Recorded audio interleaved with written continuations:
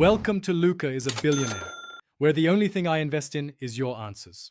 You start by selecting a healthy, mature palm, 6 to 12 years old, because sap yield and sweetness depend on tree age.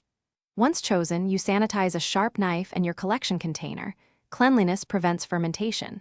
Climb or use a pole safely, then expose the inflorescence or bud. Cut a shallow V to direct flow.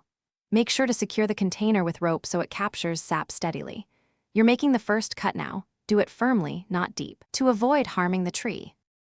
Once sap begins to flow, you collect continuously for several hours, typically between 6 and 12, because freshness equals flavor.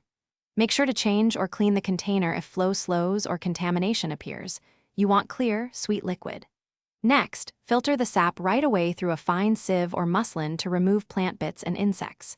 To preserve raw juice, keep it cool, around 15 to 20 degrees Celsius, or move to the next step quickly, because natural yeasts will start fermentation within hours. You finish by deciding raw or pasteurized.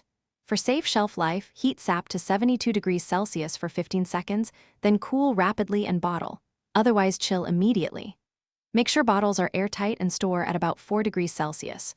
Raw juice lasts 3 to 5 days, pasteurized lasts longer. If at any point juice tastes sour or fizzy, you're dealing with fermentation. Stop drinking, refrigerate, and either repasteurize or discard. One troubleshooting tip: slow.